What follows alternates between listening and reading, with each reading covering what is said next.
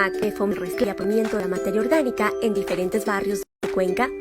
Ahora estamos en su parroquia, en Simincay. ¿Cómo debe reciclarlos? A los residuos como papeles y cartones, Tetra Pak, plásticos, envases de aluminio, entre otros, colóquelos en la funda celeste. A los orgánicos tales como residuos de frutas, de verduras, de granos, cortezas, resto de plantas o césped podado, entre otros, póngalos en la funda verde. Y a los desechos no reciclables, entre ellos papel higiénico, pañales, heces de animales, vidrios y otros, en la funda negra. Con esta separación, usted contribuye a la producción de compost, a prolongar la vida útil de nuestro relleno sanitario y a proteger la salud y el medio ambiente. La recolección de las fundas celeste y negra será solo los jueves y de la funda verde solo los martes y sábados, en todos los casos a partir de las 8 horas. Entérese más de este proyecto visitando nuestros canales oficiales o llamando a nuestra línea directa 139. Unidos, lo hacemos bien.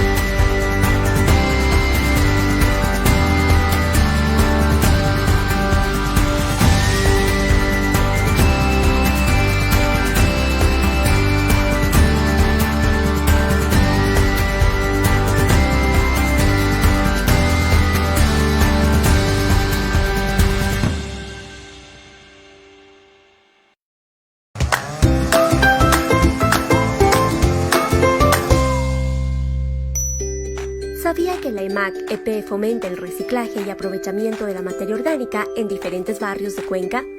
Ahora estamos en su parroquia, en Simincay. ¿Cómo debe reciclarlos? A los residuos como papeles y cartones, Tetra Pak, plásticos, envases de aluminio, entre otros, colóquelos en la funda celeste. A los orgánicos tales como residuos de frutas, de verduras, de granos, cortezas, resto de plantas o césped podado, entre otros, póngalos en la funda verde.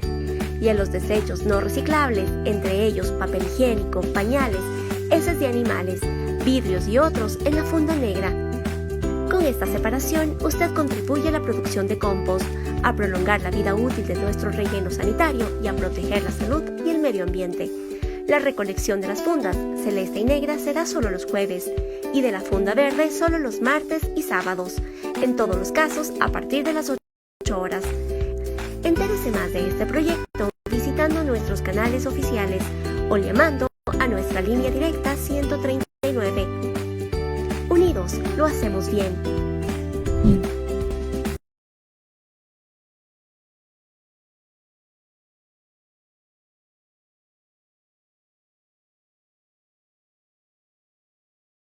Nuevamente con ustedes a través de este medio. Soy Gabriela Maldonado, secretaria del Colegio de Ingenieros Civiles de la SUAY, y hoy estaría acompañándoles como moderador en este espacio denominado Diálogos. Espacio habitual que es traído para ustedes por el presidente del Colegio de Ingenieros Civiles de la SUAY, el ingeniero Galo Delgado Bolito, y todos quienes conforman la mesa directiva.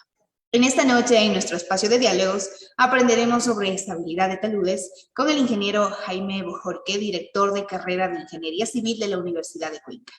Jaime es ingeniero civil por la Universidad de Cuenca en 1997.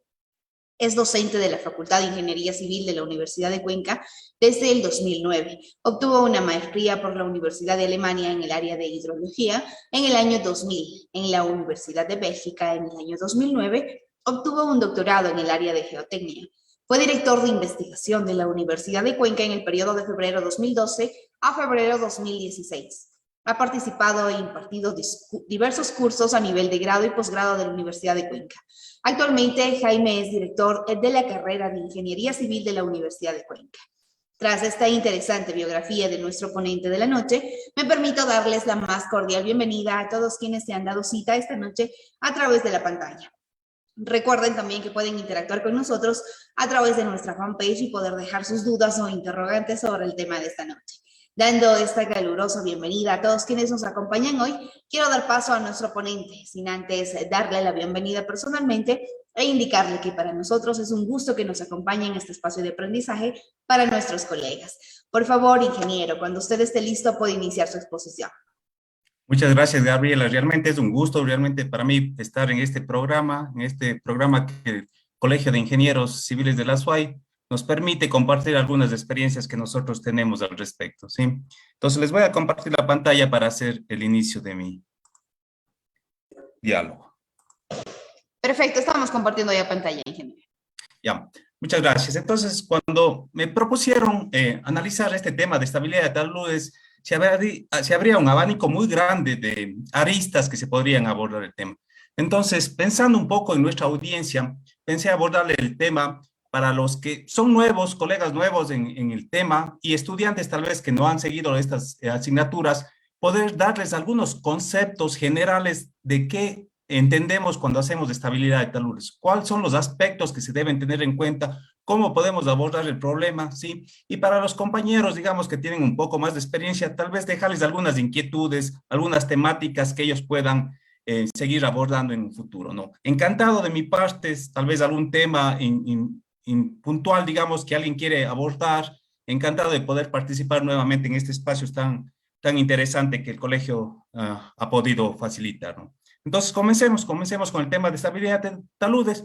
Sabemos, los que trabajamos en el área de ingeniería, que casi todos los proyectos, me atrevería a decir que todos los proyectos de ingeniería tratan con cierto tema de taludes, ¿no es cierto? Cuando abrimos una carretera, lógicamente vamos a tener costes, ¿sí?, en los que nosotros los ingenieros tenemos que diseñar adecuadamente estos taludes para que no tengamos problemas de inestabilidad, ¿no es cierto? Ver si son materiales de suelos, son materiales de roca, prevenir alguna medida de mitigación si se prevé que hay desprendimientos de materiales tal vez considerar un reforzamiento de mallas, etcétera, ¿no? Entonces, la carretera es uno de los obras de ingeniería en que más estamos involucrados con esto de taludes, como vamos a ver un poquito más adelante, ¿no? Otros temas, lógicamente, extracción de minerales, cuando tenemos canteras, etcétera, también se involucran taludes. Tenemos costes cuando necesitamos hacer una construcción cerca de una estructura existente que no podemos extendernos mucho más allá. Entonces necesitamos hacer costes casi verticales, ¿no es cierto? Entonces eso también son temas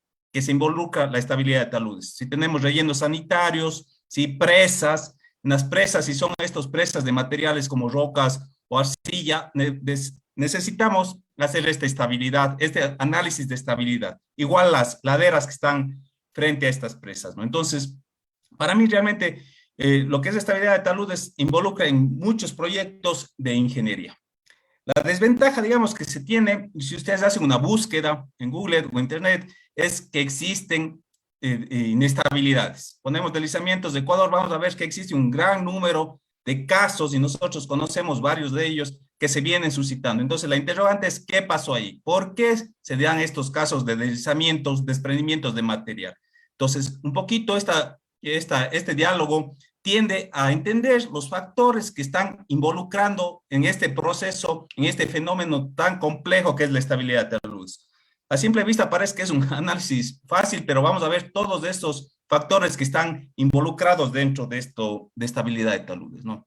Un caso muy conocido para nosotros es el tema de la Josefina. Ustedes recordarán que en el 1993 lo que sucedió es que en la base de este talud hubo algún proceso de extracción de materiales, lo cual debilitó de alguna manera el pie de talud y provocó que una gran masa de material se desprendiera de la parte superior y se depositara en el río, digamos, ¿sí? Lo que provocó que esto se convierta en un embalse grande que provocaba que se inunde todo lo que son aguas arriba, ¿sí? Entonces, el riesgo que se corría es que al dejarle este gran movimiento de masa, ¿sí? Podría comenzar a incrementarse el nivel del agua. Y en algún momento, esta carga de agua que tenemos aquí, hacer que empuje este material y provocar grandes daños aguas abajo de este embalse que se provocó, ¿no es cierto? Y sabemos que aguas abajo de este embalse está una de las represas más importantes de generación hidroeléctrica del país, que podría provocar grandes catástrofes y daños muy costosos, ¿no es cierto?, abajo. Entonces, lo que se evalúa esto es un poco, a ver, tratemos de evacuar lo antes posible esta agua para que no se incremente la carga, y fue así que con algunas medidas se pudo hacer que este material desfogue, esta agua se evacúe, y así evitar en futuros algunas consecuencias mucho más graves que se tenían. Entonces, este es un caso típico de un deslizamiento de un volumen interesante de material en que se embauló aquí el agua, ¿sí? Y que provocó algunos daños que conocemos, ¿no? La información aquí ustedes pueden considerarla, revisar un poco más al detalle, pero son unos ejemplos característicos que tenemos de la zona, ¿no? Un ejemplo muy cercano, digamos, a la zona o espacialmente, digamos, temporalmente, perdón, es el deslizamiento de Chunchi, del 12 de febrero del 2021, ¿sí? Estamos a un año más o menos. Lo que sucedió es que justamente aquí también hubo un deslizamiento, un desprendimiento de gran cantidad de material, se desprendió y afectó a toda la zona. Entonces, fue un proceso en cadena que se fue desencadenando, ¿no es cierto? Todo este movimiento, este movimiento de masas afectó en toda la zona. Aquí tenemos otra fotografía, digamos, que fue tomada. Esta zona fue la cabeza, digamos, en que se activó el deslizamiento, bajó todo este material. Acá ya estamos casi a unos 10 metros, ¿sí?, de zonas construidas ya del Cantón Chunchi, donde la población realmente estaba ya en peligro. Como vemos, realmente la magnitud de este deslizamiento fue grande y el fenómeno es un fenómeno bastante complejo. Como les indico, se desprendió este material y provocó que existan deslizamientos puntuales, como vemos aquí. Aquí tenemos una casa pequeña que está a punto de desprenderse, etcétera, y vemos que todo es un conjunto de movimientos que se suscitaron. Lógicamente, la pregunta es ahí, ¿cómo entendemos nosotros o cómo hacemos el análisis de estabilidad de estas situaciones, qué podemos hacer, cómo enfocar. Entonces, justamente quiero transmitirles a través de esta presentación algunos criterios que ustedes pueden considerar, ¿no? Entonces, la primera parte es entender, saber que cuando vamos al campo, ¿qué podemos identificar, qué estamos analizando? Lógicamente, vemos que algunas indicaciones de deslizamiento son el escarpe, lo que denominamos el escarpe principal, ¿no es cierto? Tenemos el escarpe secundario, tenemos la superficie de falla que se genera en este caso. Como vemos, este es un esquema bastante didáctico que nos orienta a identificar algunos aspectos, pero la realidad lógicamente es un poquito más compleja o mucho más compleja si ustedes lo ven, pero tenemos que tener un mecanismo para hacer esta síntesis, este modelo de abstracción de lo que sucede en la naturaleza, pasarle a un modelo matemático para tratar de proponer alguna medida de mitigación o solución que podamos emprender, ¿no es cierto? Entonces, identificar todas estas señales del deslizamiento es importante, como les indicaba, el escarpe principal, algunas grietas en la corona, grietas que se generan por la tracción, el escarpe secundario, la zona del deslizamiento o la superficie del deslizamiento que es importante identificar, ¿sí? La zona de acumulación del material, el pie del deslizamiento, vamos a tener zonas de encharcamiento del agua, árboles caídos, entonces todo eso nos permite identificar realmente qué está pasando. Y a través de eso después hacer un análisis de estabilidad de las diferentes taludes. Otro caso muy conocido y que estamos viviendo es el kilómetro 49. ¿No es cierto? En el kilómetro 49 tenemos un desprendimiento de material, ¿sí? De material, como vemos ahí, de roca, un compuesto de roca, suelo, un material bastante heterogéneo en que tenemos esta consideración. El material se desprendió por acá, provocó, lógicamente, el cierre total de la vía, ¿sí? No hay acceso, y lo que se identificó, digamos, en campo es que tenemos un gran volumen de material que puede desprenderse hacia la vía. Como vemos en este caso, la vía ha permanecido intacta en cierta medida, ¿no es cierto? No vemos que hay un movimiento de la vía, entonces lo que nos hace suponer es que no hay un deslizamiento bajo esta estructura, sino realmente este desprendimiento de material es debido a toda esta zona. Entonces, eso también es importante, identificar qué tipo de deslizamiento existe. Vamos a conversar un poco de los tipos de deslizamientos que se consideran en general, pero yo quiero sí que tengan en cuenta este tipo de deslizamiento que no afectó la carretera, es un desprendimiento. Entonces, lo que actualmente se está haciendo es tratar de reconformar esto, ¿no es cierto?, para evitar que siga desprendiéndose ese material y poner algunas medidas de control como son cunetas para evitar que el agua llegue a esto. Y también tengo entendido que se va a poner algunas barreras dinámicas por si acaso existe algún desprendimiento de material de la zona, tratar de retenerlos, ¿no es cierto? Entonces, nuevamente, tratar de identificar cuáles son los factores que intervienen en este proceso de desprendimiento de material es importante. No es el esquema directamente relacionado con el kilómetro 49, pero sí nos ayuda a entender algunos otros aspectos, ¿no? Por ejemplo, aquí tenemos zonas que el material se ha comenzado a deteriorar, hay depósitos de materiales, digamos, que se generan, y esto puede, con una precipitación, con sismos, etcétera, desencadenarse y afectarnos abajo, ¿no? Entonces, esto puede provocar que la carretera se tape, como es este caso que tenemos del kilómetro 49, sin ser un deslizamiento profundo, digamos, que afecte a la estructura en sí. Entonces, lo que tenemos que controlar es, a ver, ¿de dónde proviene este material? ¿Cuáles son las causas que causaron este desprendimiento de material? Y si podemos hacer alguna medida para prevenir eso, ¿no? Entonces, entender qué está pasando en estos diferentes fenómenos. Y así podemos tener varios casos en nuestra zona, ¿sí? Aquí tenemos, lógicamente, identificar qué tipo de material tenemos. Tenemos un suelo, tenemos una roca, el abordaje, digamos, de la temática en suelos o roca es diferente, tal vez necesitamos diferentes modelos para suelos, diferentes modelos para rocas. En rocas tal vez tenemos que enfocarnos más en el macizo rocoso, cuáles son las características de cuáles son las discontinuidades, cuáles son los planos de estratificación, etcétera. Y para suelos es otro enfoque que realizamos. Entonces, esa distinción también hay que tener en cuenta, ¿no? Y en función de eso poder hacer la modelación más adecuada. Entonces, Cuando hacemos nosotros un diseño de una carretera, lógicamente tenemos la ladera y lo que queremos hacer es el corte. Vamos a tener aquí, por ejemplo, los cortes de ese terreno. Vamos a tener que nosotros como ingenieros identificar cuál es la inclinación que le debemos a dar a este talud, digamos, para que sea estable, que no se desprenda. Igual en este caso de acá, si hacemos un terraplén o si continúa el corte, identificar cuáles son las pendientes adecuadas que le vamos a dar. Entonces, parte del análisis de estabilidad de taludes es justamente determinar esas inclinaciones que les vamos a dar a estas pendientes para que no sucedan fenómenos de inestabilidad en general, ¿no? Entonces, necesitamos nosotros conocer algunos aspectos para abordar de mejor manera este problema, ¿sí? Entonces, vamos a abrir el corte según las especificaciones del diseño geotécnico que realicemos con las inclinaciones, etcétera, pero para hacer este análisis necesitamos conocer varios aspectos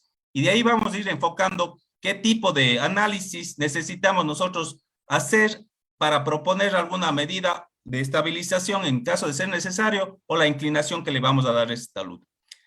Sabemos y conocemos que la geología del Ecuador es bastante compleja y de ahí las grandes números de inestabilidades que tenemos en el país. Cada semana nuevos casos de inestabilidades, nuevos casos de desprendimientos de materiales. Entonces tenemos que tener en cuenta realmente cuál es la geología en la que estamos trabajando. Existen perdón, zonas en que son más propensas a deslizamientos. Tenemos nuestra región también, el Ecuador, sabemos que es una región que tiene bastante incidencia de sismos. Entonces, detectar esa sismicidad también es importante, en qué zona vamos a hacer nuestra evaluación, etcétera, para poder nosotros hacer un buen análisis de estabilidad. Y en función de eso podemos determinar zonas que son más propensas o más susceptibles a deslizamientos en función de todas estas características que nosotros podamos identificar, como son la geología, fallas, toda la sismicidad de la zona, y lo más importante también la geometría y los materiales que están presentes ahí, ¿no? Entonces, partamos de una pequeña definición, una definición que nos dice Cruden de 1991, que me parece muy válida, en que define un deslizamiento, o landslide, que es en inglés. Un deslizamiento nos indica que es un movimiento de una masa que puede ser de roca, detritos o debris, flow, que se llama, y de tierra o suelo, ¿no es cierto? Pendiente abajo. Entonces, ese es un deslizamiento, un movimiento de masa de roca, detritos o tierra pendiente abajo. Entonces, lo que nosotros necesitamos identificar es, ok, ¿por qué se dio ese deslizamiento? ¿Qué causó que se provoque eso?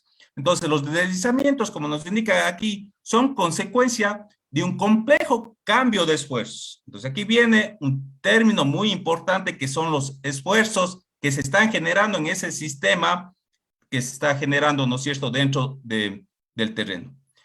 El movimiento ocurre. ¿Cuándo ocurre el movimiento? Cuando los esfuerzos de corte o los shear stress, los esfuerzos de corte del material, ¿sí? Pero los esfuerzos de corte que tenemos ahí exceden la resistencia del corte del material. Esto es para un poco lo que enseguida mecánica de suelos podemos entenderlo más fácilmente. Generalmente la resistencia de corte, ¿sí?, es determinada a través de la ecuación de Mohr-Coulomb. Tenemos la ecuación de Mohr-Coulomb. Entonces, esta es la resistencia de corte que viene dado por los parámetros que muchos de los ingenieros estamos familiarizados, que es la cohesión y el ángulo de fricción, ¿sí? Entonces, dentro de la estabilidad de taludes, cuando tenemos un talud, lo que sucede es que aquí dentro de esto están unos esfuerzos de corte, ¿sí? Si estos esfuerzos de corte del conjunto total de esta superficie de falla que les indicaba que hay que identificar, ¿no es cierto? Si los esfuerzos de corte, ¿sí?, no sobrepasan la resistencia del material, entonces decimos que no hay un problema de deslizamiento. Pero, si estos esfuerzos, que vamos a ver por qué pueden incrementarse, ¿sí?, comienzan a aumentar, llega un momento en que los esfuerzos de corte pueden ser iguales a la resistencia. Y si sobrepasan esto, se desprende el material y tenemos los problemas de inestabilidad. Entonces, en el caso de análisis de estabilidad de taludes que nos compete, muy fundamental es determinar cuál es la resistencia del material y cuáles son los esfuerzos que se están generando dentro de este movimiento de masa, ¿no? El tema de deslizamientos no es nuevo, digamos, toda la historia de la humanidad hemos tenido estos fenómenos, son fenómenos naturales, lógicamente con la intervención del hombre, con carreteras, con construcciones, esto se evidencia de una manera más continua, ¿sí? Pero es interesante este artículo que se reporta en la revista que se denomina Landslides, ¿sí? El tema de deslizamientos, tiene una propia revista que trata sobre todos los temas de deslizamientos a nivel mundial. Entonces, en esta revista, en el año 2020, ¿sí? Hay un artículo bastante interesante que es justamente que habla de Leonardo da Vinci y los deslizamientos, ¿no? Entonces, ahí presenta un esquema, un diagrama bastante interesante de esta quebrada. Tal vez no se aprecia muy bien en esta lámina, pero lo que pinta Leonardo da Vinci ya es lo que los autores evidencian como una primera aproximación de los deslizamientos. Entonces, la misma imagen que veíamos acá, que es el cuadro pintado, que está ahí en la galería de Buckingham en Londres, ¿no es cierto? Este cuadro pintado se identifican varios aspectos importantes que nosotros tenemos que tener en cuenta cuando evaluamos un deslizamiento, que justamente es la corona, donde está la corona, el escarpe, la zona del escarpe superior, la superficie de rotura, ¿sí? La zona de depositación del cuerpo que se está desprendido, aquí tenemos un antiguo desprendimiento de material y así se puede identificar algunos temas interesantes. Aquí tenemos un árbol inclinado, ¿no es cierto?, que nos da una idea de que aquí hubo un desprendimiento de material, aquí algo pasó.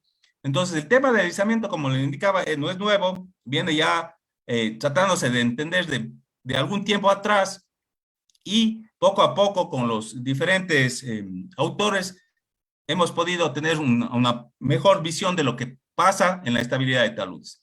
Otros cuadros, digamos, que Leonardo da Vinci pintó, enfocando en esto ya un poco de la mecánica de rocas, desde este cuadro justamente que se llama La Virgen de las Rocas, en que la descripción de esta morfología de las rocas, las estructuras que se presentan es bastante llamativo, tanto desde el punto de vista artístico como ya desde el punto de vista de mecánica de rocas que desprende. Y otro cuadro que se menciona en este artículo es este que se denomina justamente rockfall o caídas de rocas en un ambiente montañoso, ¿no es cierto? Entonces, tampoco no se aprecia tan bien, pero la idea es, si tienen la oportunidad, digamos, de ver, es que aquí existe un desprendimiento de rocas que Leonardo da Vinci identifica claramente y que tapa una entrada de aquí de una mina en general. Entonces, el tema de estabilidad de taludes, de deslizamiento es muy identificado a través de estas imágenes, temas muy interesantes.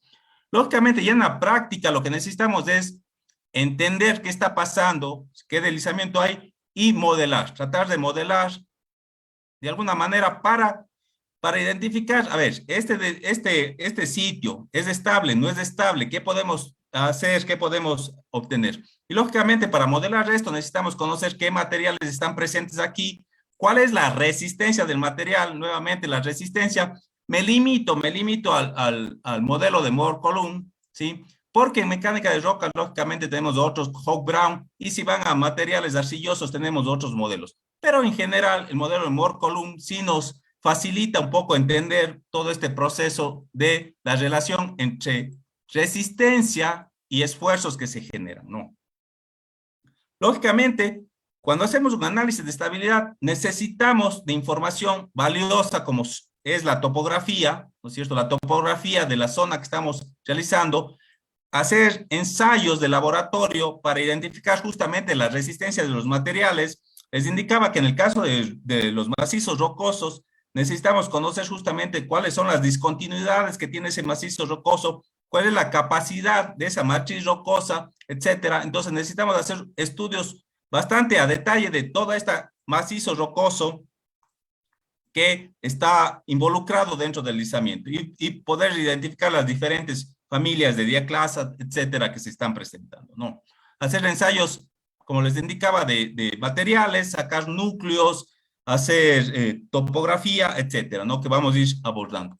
Tener una visión general de lo que está pasando, a ver si fue un deslizamiento antiguo, fue un deslizamiento nuevo, qué materiales están involucrados. Entonces, para este trabajo, digamos, se necesita no únicamente de un experto en el tema de estabilidad de taludes, sino de varios compañeros o colegas que contribuyan a esto. Entre ellos tenemos los ingenieros en geología, ¿no es cierto? Los expertos en geofísica, que vamos a ver qué información nos da la geofísica, especialistas en laboratorio, de mecánica de rocas, mecánica de suelos y todos esos aspectos. Muy difícilmente es que un profesional cubra todos esos aspectos, pero la idea es complementarnos en los diferentes temas, ¿no? Hacer un modelo 3D de lo que está pasando, tal vez sacar diferentes perfiles, y en cada uno de estos perfiles hacer los análisis de estabilidad para identificar cuáles son los perfiles más críticos de este análisis. Esto le indicaba, cuando hacemos un perfil, sacamos el perfil y necesitamos conocer qué materiales están involucrados en este deslizamiento. Hacemos correr el modelo e identificamos cuál es el factor de seguridad que estamos aprovechando, aunque vamos a hablar, siempre cuando hablamos de estabilidad de taludes hablamos del factor de seguridad. Y el factor de seguridad está relacionado directamente con el tema que les indicaba antes, resistencia del material y los esfuerzos. Entre más alejado, ¿sí?, está la resistencia del material de los esfuerzos, el factor de seguridad será mayor, ¿sí? Entonces, lo que nos interesa a la larga, ¿no es cierto?, es que los esfuerzos que se están generando dentro de este cuerpo, ¿sí?, de masa, de roca, de suelo, etcétera, sean los menores, ¿sí?, para que se aleje de la resistencia. Porque si estos esfuerzos, por A, B motivo, se incrementan, tocan a la resistencia, el factor de seguridad en ese momento es igual a la unidad, ¿sí? Cuando los esfuerzos tienden o tocan ya la envolvente de falla del material, el factor de seguridad es igual a la unidad. No queremos estar en estas circunstancias porque cualquier esfuerzo adicional que se pueda provocar va a provocar el desprendimiento del material, la falla. ¿Cuáles son algunos factores que me pueden hacer incrementar los esfuerzos o disminuir las resistencias? Vamos a ver un poquito también más adelante, pero ya les menciono, uno son los sismos, ¿sí? Los sismos, y en los análisis de estabilidad debemos considerar en qué zona sísmica yo me encuentro y determinar el factor o coeficiente horizontal para modelar, ¿sí? Los sismos son uno de los elementos que me provocan que los esfuerzos incrementen. Otro que me provoca, y es tema fundamental, y si algo sale de aquí, digamos, es justamente tener en cuenta el factor agua. El agua es enemigo de lo que es estabilidad de taludes, por dos motivos. Nuevamente al grafiquito de resistencia. El agua lo que hace es disminuir la resistencia del material y aumentar los esfuerzos que están generándose aquí, ¿sí? Cuando hablo de esfuerzos, que nos venga a la mente, el primer esfuerzo, digamos, que es el peso propio del material. El peso propio del material es el primer, las cargas, digamos, o esfuerzos que se generan. Entonces, entre mayor sea el peso del material que se quiere desprender, mayor será los esfuerzos que se generan. Si adicionalmente a este peso le incluimos el agua, es un peso adicional, unos esfuerzos adicionales que me pueden provocar la inestabilidad, ¿no?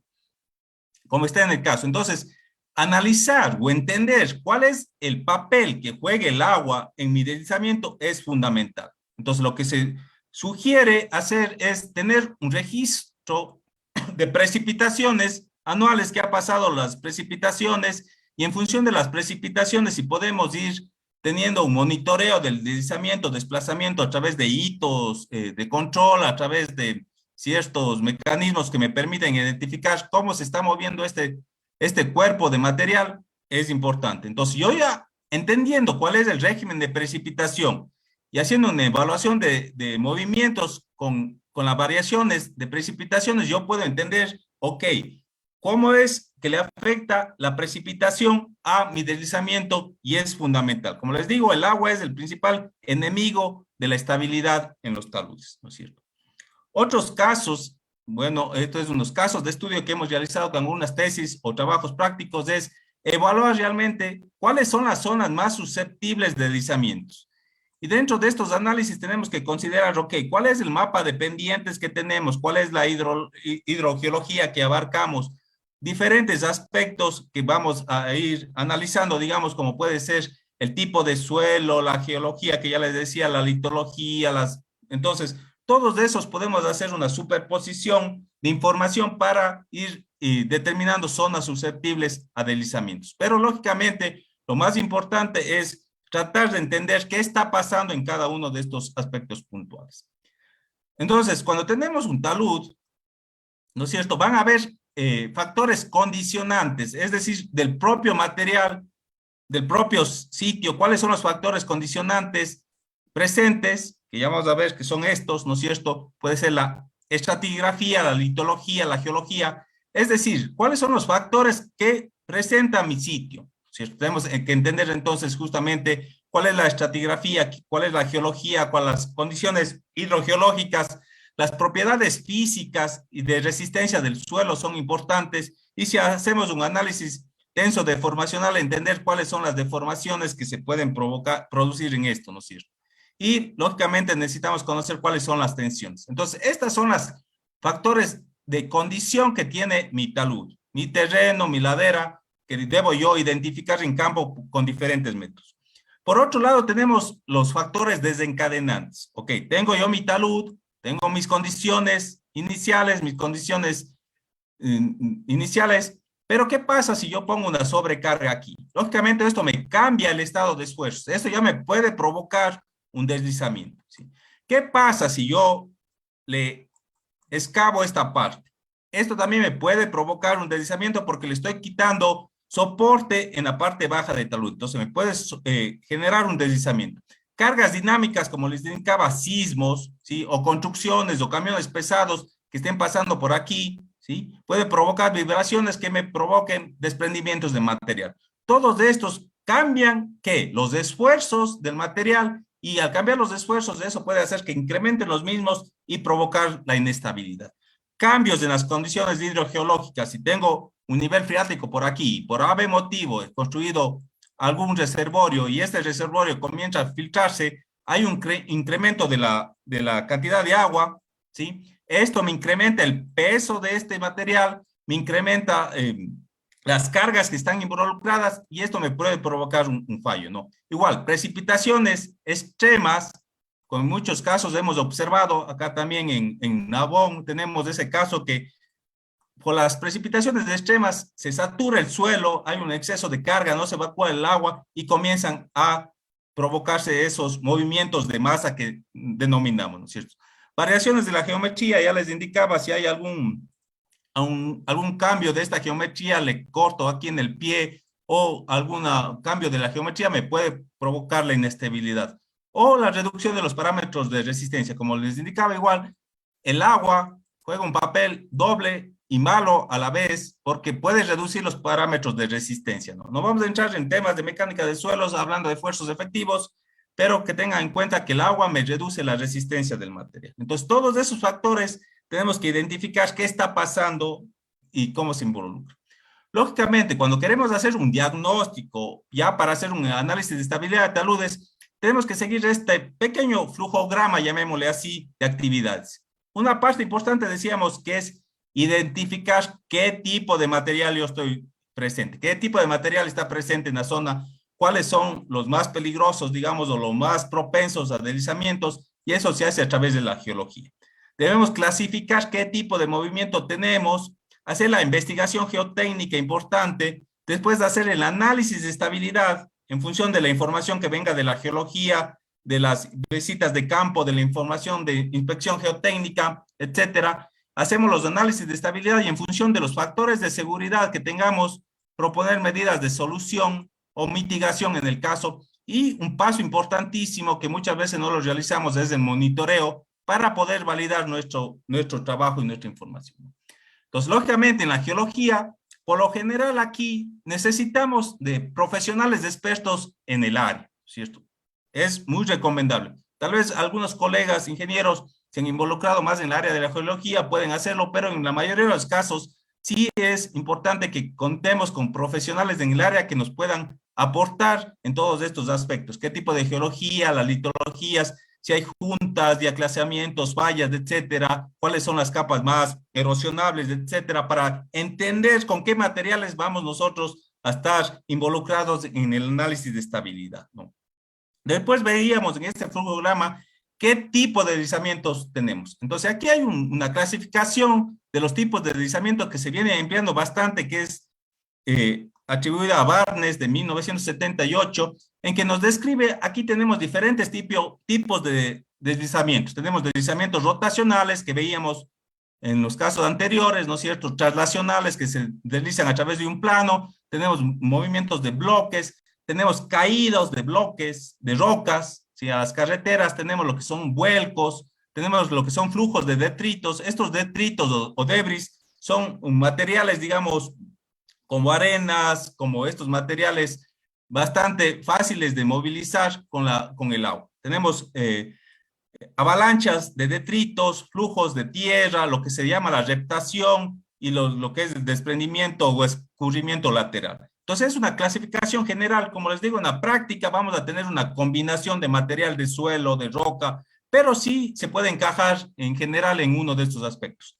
Dependiendo del tipo de deslizamiento que hemos abordado o que hemos identificado, mejor dicho, en campo, ¿no es cierto? Vamos a emprender qué tipo de modelo yo voy a tener, ¿no es cierto? Hay una actualización de ¿sí? Nuevo también para que los interesados en el temático, justamente en la revista de Landslides del año 2013, hace lo que se denomina aquí justamente un update o una actualización de la clasificación de Barnes, poniendo un poquito más de énfasis en los conceptos de geotecnia que se vienen manejando a nivel mundial. Entonces, los interesados en eso, realmente les invito a que revisen este artículo, que es muy valioso y que nos llama un poco de nuevamente a la atención de estos deslizamientos, tipos de deslizamientos, y nos enfoca otros. Aquí está, digamos, una tabla de ese artículo en que nos dicen, ok, dependiendo del tipo de movimiento podemos tener nuevamente caídas, vuelcos, rotacionales, translacionales,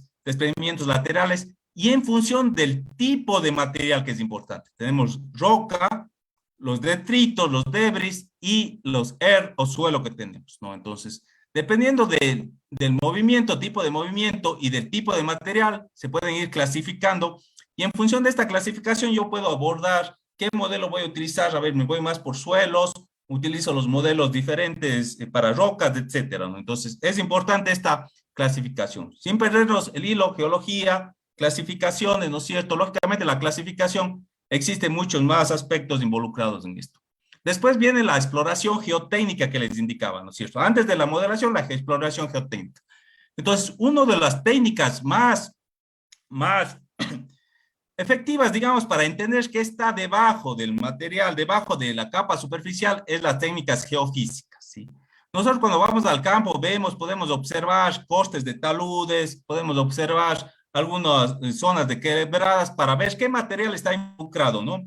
Pero realmente ya cuando necesitamos hacer un estudio de la estabilidad de taludes, necesitamos conocer cuáles son los estratos que están abajo. Entonces, una de las técnicas que me da información valiosa y lógicamente en una extensión muy larga, digamos, son las técnicas geofísicas. Entonces, colocamos los equipos, los expertos en geofísica lo manejan, ¿no es cierto? Como les digo, necesitamos la colaboración de varios técnicos en el campo, y esta información nos desprende algo así, ¿no? No vamos a analizar, no es la intención de esto, pero lo ideal es que ustedes tengan una visión de qué tenemos que hacer, por dónde abordar el tema. Entonces, la información de geofísica que realiza me van a dar diferentes resistividades, digamos, del material o conductividades del material, etcétera. Pero lo que interesa es estos diferentes colores, porque me indica que hay una variación de material que tenemos ahí.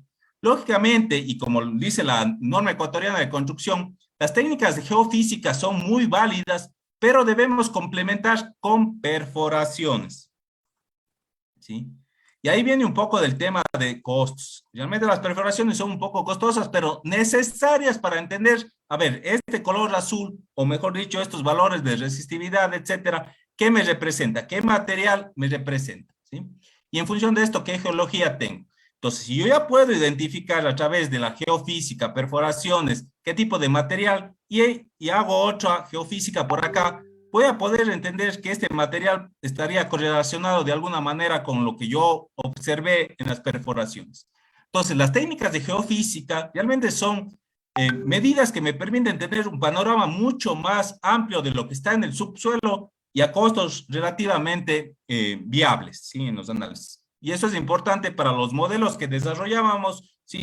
No hay como tener estos modelos sin estas técnicas importantes. Aquí les he traído a colación este tema. Hay un libro que se llama Handbook of Slope Stabilization, que es de dos autores que están aquí, pero trata el tema del deslizamiento de Turing. Y lo interesante de aquí es mostrarles lógicamente cómo es la secuencia de diagnóstico que ellos hicieron. Entonces tenemos levantamiento de topografía y límites del área deslizada, topografía, igual necesitamos expertos en el área de topografía que realmente nos puedan dar esta información de una manera confiable. Ahora con drones, etcétera, LIDAR, etcétera, se pueden extender a grandes áreas y nos dan unos costos bastante razonables. Estratigrafía del suelo y la roca a través de perforaciones. Mapeo geológico por un geólogo o ingeniero geólogo. Esto está en el libro que este autor lo indica. Entonces, son un poco de los lineamientos también que yo les he venido presentando. A ver si hay aguas subterráneas a través de pozos o sondeos geofísicos, que también me da esto, la presencia de agua hace cambiar esas propiedades geofísicas, ¿no es cierto?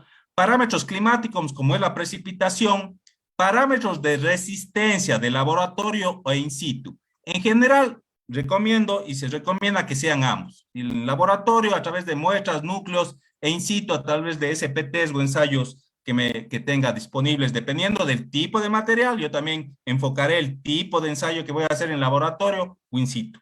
La profundidad de la superficie del deslizamiento. ¿Cómo determino esto?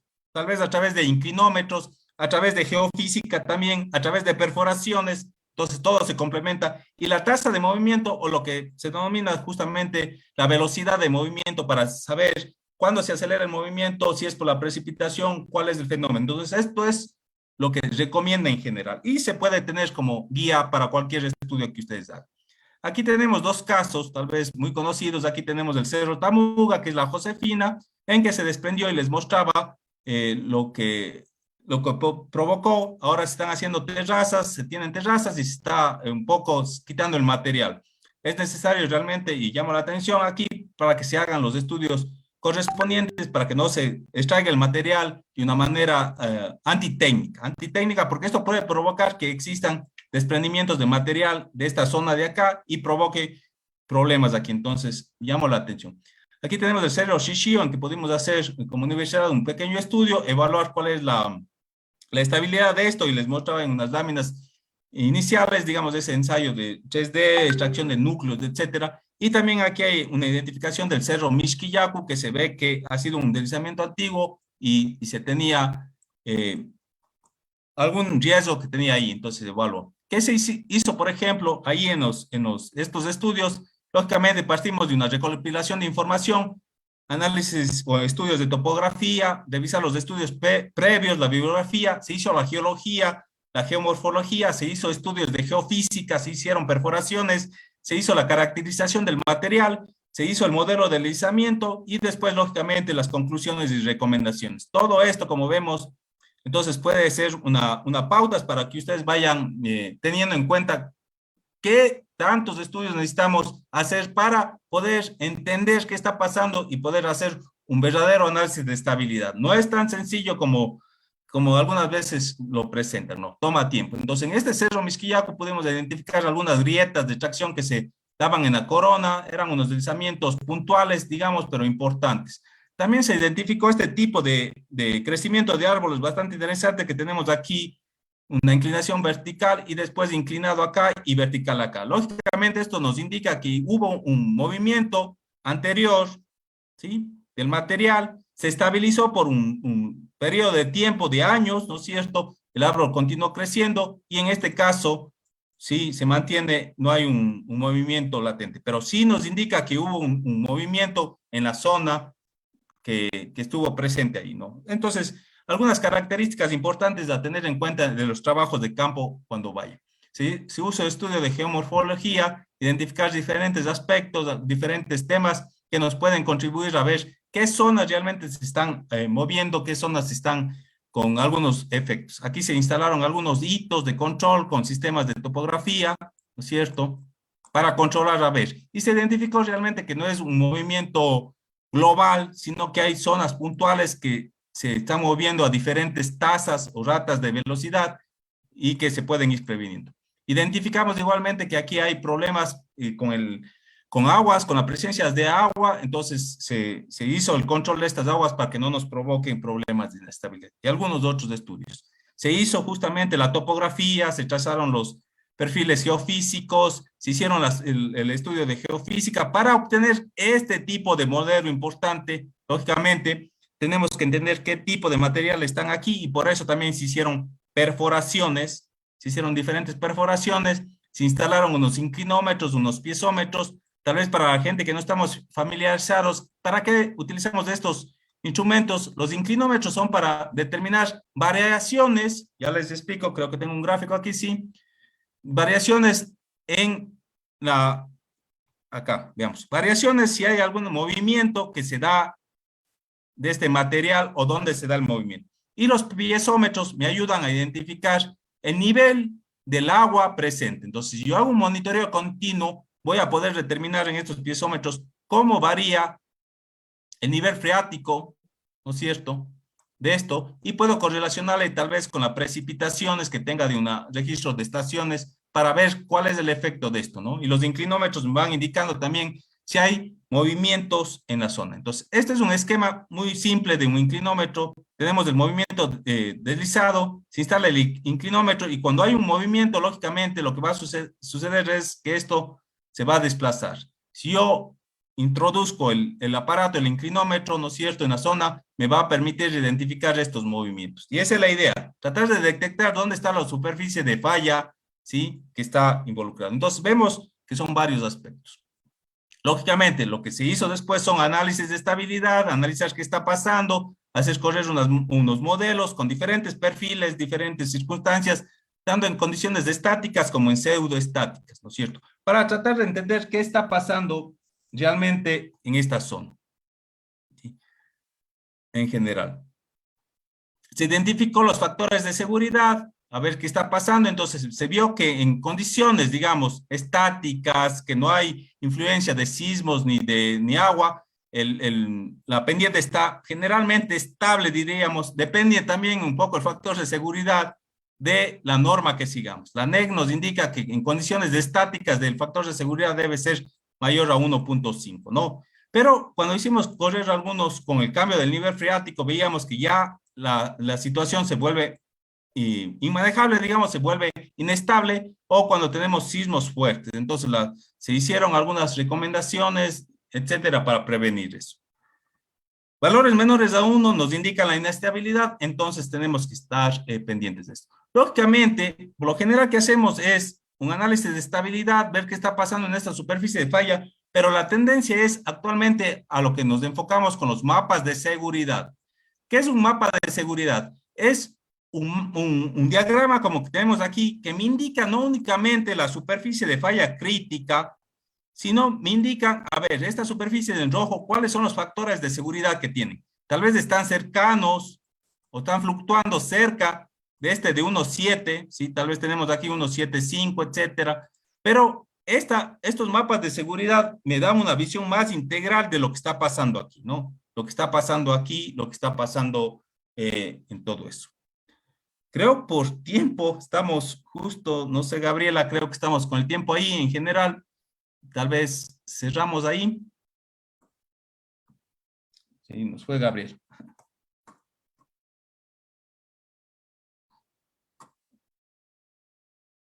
Sigamos, compañeros. Sigamos, como les digo. Entonces, sigamos hasta que nos paren, y si no, continuamos.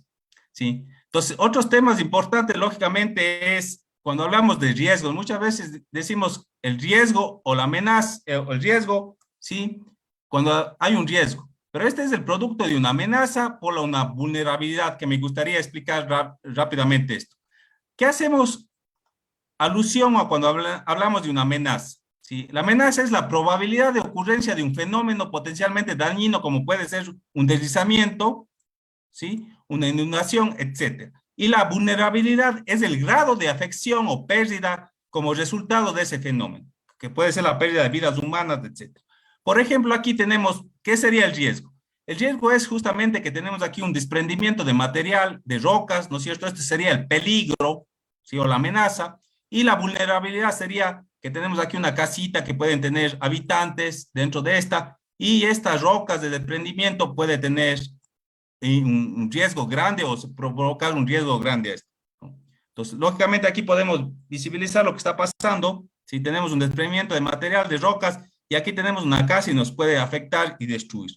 Caso aquí tenemos en el caso de la cuenca Molleturo, tal vez ustedes conocen el Mestizo, ¿no es cierto? Es un restaurante en que en la parte de acá, digamos, de esta zona, hubo un desprendimiento de grandes bloques de roca y llegó justamente a tocar la columna del Mestizo, afectando un poco la estructura, pero a la larga sobrevivió esta estructura y actualmente estas rocas, si ustedes visitan, le tienen, no le han quitado y le han hecho como hasta un acceso de gradas para que la gente que visite el restaurante pueda ver esto, ¿no? Pero muchos no conocen que fue de un desprendimiento de la ladera al frente que casi destruyó esto. Entonces, realmente aquí tenemos una zona de vulnerabilidad donde existen personas, infraestructuras, y este sería el peligro que es el desprendimiento. Lógicamente, si esta roca se da en una zona que no existe elementos vulnerables, se puede hablar que el riesgo es bajo y tenemos estas consecuencias, digamos. Entonces, tenemos aquí un esquemita rápido de que tenemos, por ejemplo, esta masa de material puede tener una probabilidad alta, digamos, de desprenderse, pero la vulnerabilidad es muy baja porque tal vez esto se desprende y se coloca hasta aquí y nos afecta poco, digamos, esta casa. Entonces, este producto de la probabilidad de ocurrencia de fenómeno por la vulnerabilidad nos da el riesgo. ¿Sí? Entre más alto sea el impacto que tiene contra esta infraestructura, ¿no es cierto? Y este fenómeno puede ocasionar, entonces más alto será el riesgo. Entonces son aspectos importantes cuando hacemos el análisis de riesgo. ¿Sí? Listo, Gabriela, creo que estamos por ahí.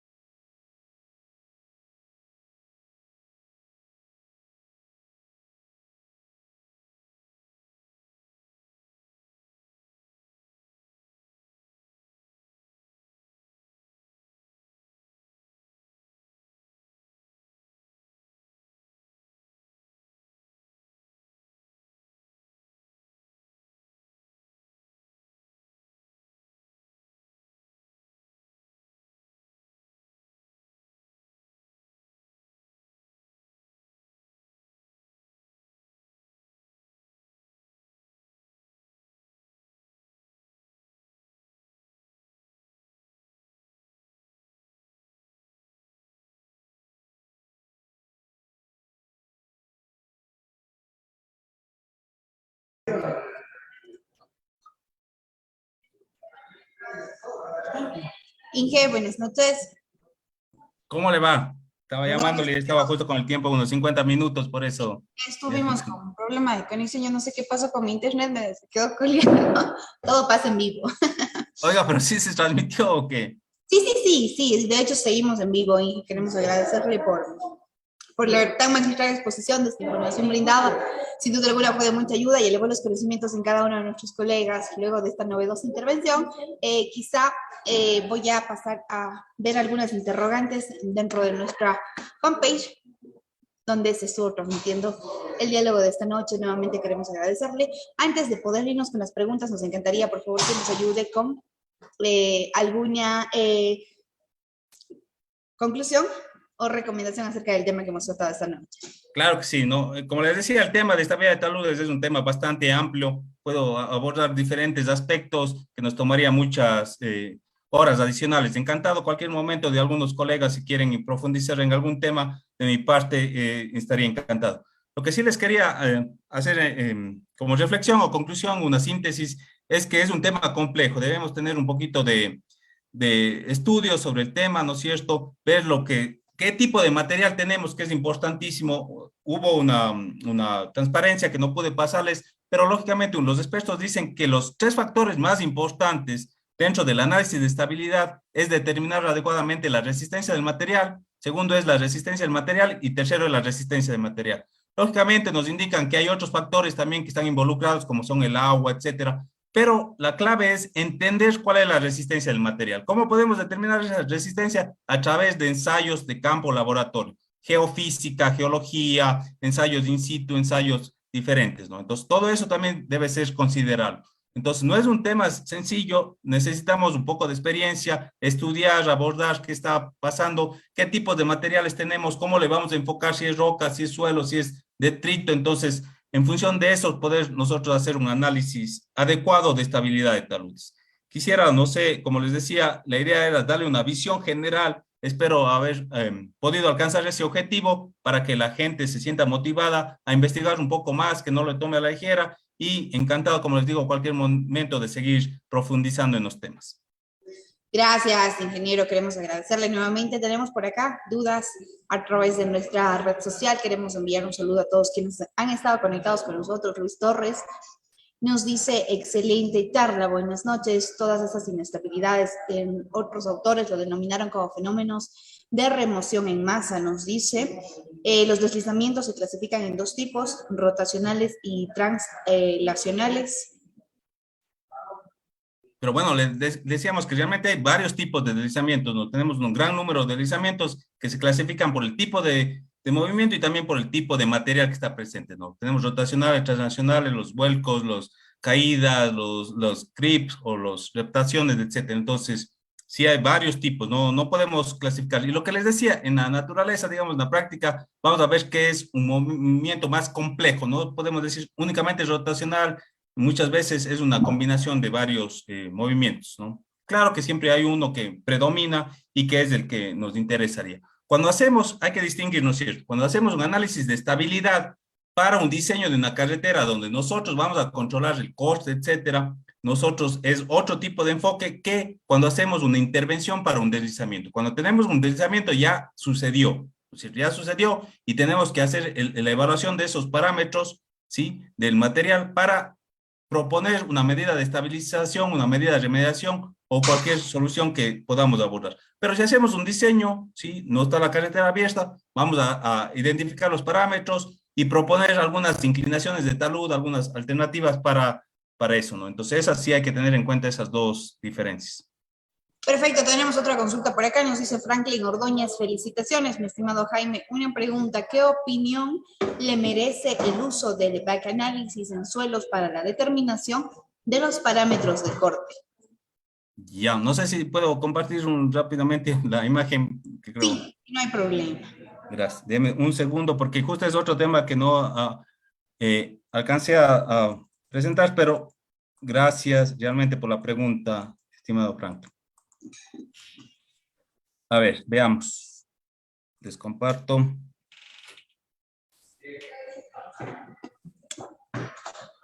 Listo. Qué raro. Entonces, cuando hablamos de backanálisis o denominado también análisis inverso o retroanálisis, lo que quiere hacerse con esto es determinarse los parámetros de resistencia C y phi, ¿no es cierto?, que indicábamos para proponer alguna medida de estabilización, ¿sí? Entonces, tenemos lo siguiente. Perfecto, ahí. Justamente aquí analizamos lo que dice el análisis inverso o el bug análisis. Entonces, lo que sucede es cuando tenemos un deslizamiento, ¿no es cierto? Lo ideal es conocer cuáles son los parámetros C y Φ de este material. Cuando hablamos del parámetro C y Φ, ya los ingenieros me entenderán, justamente es la resistencia del material. ¿Cuál es la resistencia de ese material? Si yo necesito conocer cuál es la resistencia de ese material. Entonces, lo que se hace en el bug análisis es, yo conozco la superficie de deslizamiento, yo voy a mi modelo y hago variar C y Φ de tal manera que me determine, ¿sí?, el factor de seguridad igual a la unidad. Es decir, en el bug análisis se presupone, y así es, que el material falló cuando los esfuerzos llegaron a ser igual que la resistencia. En este momento el material se desprendió. Y en ese momento son los parámetros de resistencia que yo necesito utilizar. ¿Para qué? Y eso es importante. ¿Para qué? Para proponer medidas de estabilización en este desprendimiento, ¿no es cierto? O para identificar cuál es el potencial de deslizamiento o riesgo de deslizamiento que tenga zonas muy cercanas a mi terreno o con zonas muy similares a los materiales que yo tengo, ¿sí? Por favor, para eso sí me sirve el bug análisis, para determinar cuáles son los parámetros de resistencia, pero para proponer medidas de mitigación. No utilicemos el bug análisis indiscriminadamente para identificar cuál podría haber sido los parámetros de resistencia de un material que no se ha desprendido. El bug análisis únicamente me ayuda para identificar en el momento de falla, porque esta relación es importante. El bug análisis es para factores de seguridad igual a la unidad, en donde los esfuerzos son iguales a las resistencias, y en ese momento yo sí puedo determinar el C y Φ que determinaron, pero para otros factores de seguridad, no. Gracias, Gabriel. Espero haber contestado a la pregunta del ingeniero. Perfecto, tenemos otra consulta por acá, nos dice, se utilizó la red geodésica de Preocupa, fue un gran aporte en 1998. Si me estaba preguntando si utilizamos esa red geodésica, en general, no, pero la información de Preocupa es súper valiosa. Nosotros siempre estamos teniendo esa información, ¿no es cierto?, para ver la caracterización de los materiales que ellos hicieron, para ver también las zonas que se identificaron como zonas críticas y analizar, ¿no? Pero lo que estamos haciendo es teniendo control, digamos, geodésico de los hitos, etcétera, ¿no? Perfecto, entonces esperamos hayamos podido responder las dudas de cada uno de los que han estado conectados en nuestra transmisión en vivo. Gracias nuevamente a todos quienes estuvieron conectados. Cristina Medina, Santiago Gárate, Félix López, Augusto Bustamante, Kevin, Luis Torres, José Torres también, y cada uno de quienes estuvieron conectados con nosotros a través de nuestra fanpage del SICA. Queremos agradecer nuevamente una vez más a nuestro ponente de esta noche. Gracias por el tiempo, gracias por el espacio y sobre todo gracias por el conocimiento impartido a cada uno de nuestros colegas. Esperamos no sea la última oportunidad, la última vez que nos acompañe, pues, sino existan muchas más oportunidades de poder dialogar junto a usted. Gracias a ustedes, mejor por la invitación y encantado cualquier momento. Gracias nuevamente a nuestro ponente por la valiosa intervención y soporte de aprendizaje impartido esta noche. Colegas, antes que nada quiero pedir mil disculpas. El internet dentro de mi computador estuvo un poquito averiado, fue ese el motivo por el que nos quedamos en blanco un momento. Pido mil disculpas. Nuevamente quiero agradecer a cada uno de quienes estuvieron conectados con nosotros. Recuerden que nosotros semana a semana trabajamos con los mejores expositores nacionales e internacionales para poder brindar temas de interés social para ustedes. Ha sido un honor estar acompañándoles como moderador esta noche y poder interactuar un poco más con ustedes a través de la pantalla. Agradezco su compañía y nos vemos en el próximo webinar. Buenas noches. Bueno, pásame.